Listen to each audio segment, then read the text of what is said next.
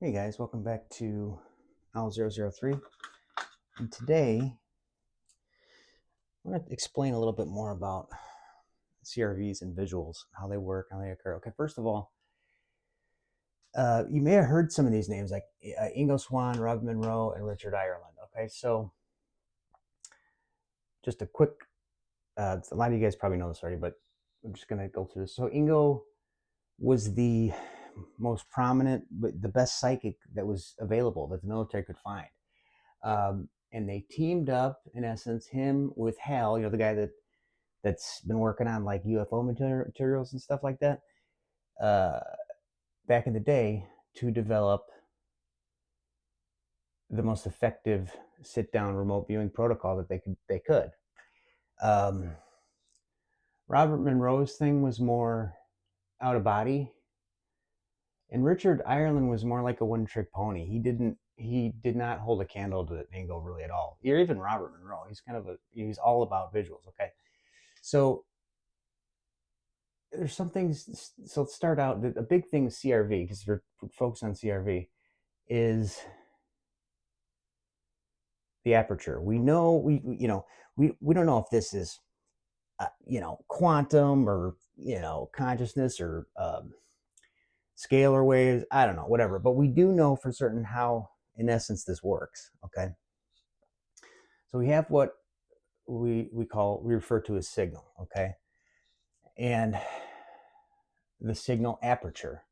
Okay, is basically what we're discussing here. Okay, so when you're remote viewing, um, you get smells, tastes, textures, sounds, dimensional aesthetics, ideas, high level data, and you get them in a bunch of different ways, kinesthetically as well as visual. Now, make no mistake, like Ingo's process was kinesthetically, it's the foundation of it, but they complement each other, and the quality of both improve throughout the process. Um, it's just that CRV doesn't call it that. They don't use that word, visuals. It's not. So some protocols like really make a big thing, because CRV is primarily was designed to elicit the most valuable data they can. So visuals are cool, but it wasn't like, as a whole thing, it doesn't, there's other aspects. There's ideas, high level data, tangibles. Okay, and that stuff just comes out in a myriad of ways. All right,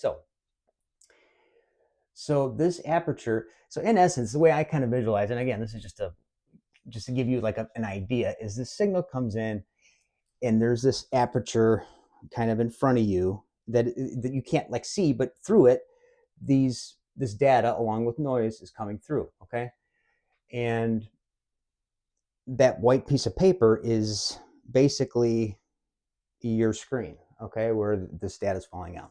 Now, initially, there's multiple methodologies that uses the ideograms, okay, and the way Ingo used them was to as a target identifier, in essence, to your initial puncture into the target, which is at the most raw state, its smallest state, and through a feeling motion, you can identify kinesthetically, it's coming through your body, um, if there's the primary aspect gestalt of the target is a structure or a human or life form, um, land, whatever.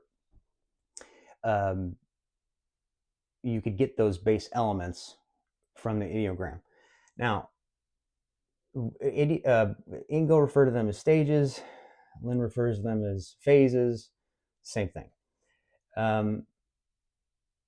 So then from there, you're beginning to unravel this data stream in which this aperture is expanding. Okay, so after stage one, the target identifier, you start to take stock, of basic low level descriptors, and in doing so, it's widening this. Okay, and pushing you through the stages. So you're basically taking, okay, what are the smells here? What are the textures? What are the sounds? And at towards the end of that, you will start to see a cluster of dimensions, which is basically a sign of moving into stage 3. Now, the reason why it's set up like this is they found that like these larger ideas, tangibles, this higher level data, you sometimes it sneaks through that is valid, okay, in these smaller holes, the smaller aperture, but it's most likely to be noise. Once you get into these higher stages is when you start to sink your teeth into that higher level data. So in stage after your dimensionals, at the end of stage 2, which is also coming kinesthetically, okay, stage 3, you're building out your dimensional qualities, okay. You're basically a kinesthetic camera moving around the target. So when I do my stage 3, I basically let my hand do the work, and I'm like, and in the picture, say, oh, there's a castle here, or there's a building here, there's a plane. But as I'm sketching them, I will see movement in the sketches, okay? Now, this is the aspect of the visuals that are starting to kind of open up, okay, within the process. When I say moving, you may see a quick flash, is most likely, as you will just see a quick little bit, whether it be, people walking or, somebody doing something, you'll just see a quick flash. And even though you're still drawing off of a kinesthetic tool, the visuals are coming, okay? And then at this point, at stage 3, once you kind of see that movement within your sketches, now you could start leaning into those visuals, okay? Or what some would call visuals. Again, we don't really call it that. And because we don't call it that, like other modalities seem to like try and beat up on CRV because of that, but whatever.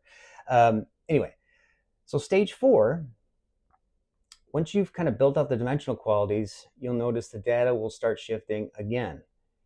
And you will start to get more high-level concepts. And at this point, you could start, you basically go through, check some of your low-level dimensions. You're starting to work into the higher aspects of the target data or the higher level data, okay?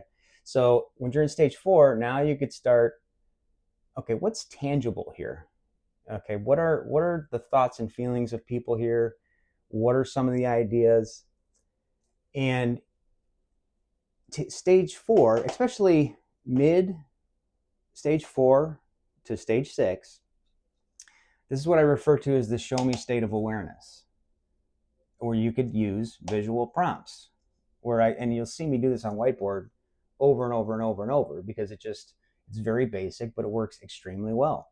Show me this. Show me what's most noteworthy here. Show me what's in this. Show me what's, and if it's something that's, now when I use the words show me, I'm basically telling my subconscious, if there's something that you could show me here that's going to, in a picture form, help me, with this target, I will. Now, sometimes it'll be a word or a phrase. It just depends on what I'm going after in the target. But quite often, once I've reached this point, once the aperture is this wide, now I can start asking, show me exactly what it is, and I will see a very quick flash of whatever's at the target. My eyes are open. I don't, again, some of these other, like Richard Island, he would, you can put pressure on your eyes, and they're basically trying to get this, they're trying to force this to, and then they're trying to just make the most, which is fine, whatever. But there's other aspects of this, and this is why this marries so well kinesthetically, because it's just a progressive process. So now you've reached the visual prompts. You're in a kinesthetic visual mode as far as drawing these impressions out. You can get them both ways at this point, okay? Stage 6,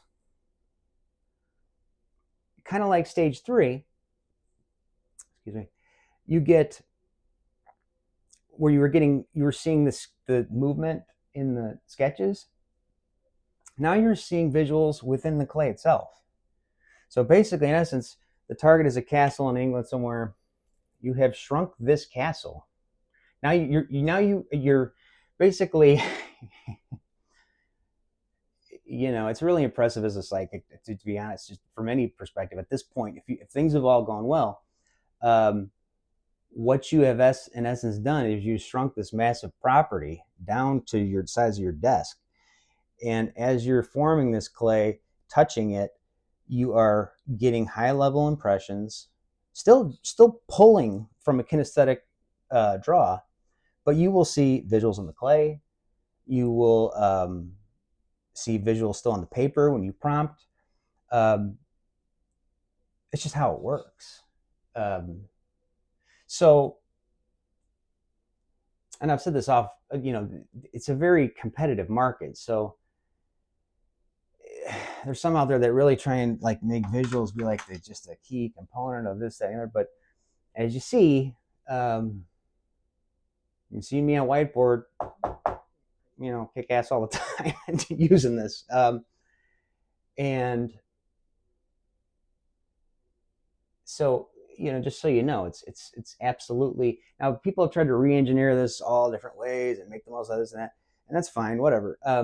But to me, it's just kind of like we keep re-engineering the wheel. Now you could, again, draw this up different ways or whatever, but this is how it works within CRV.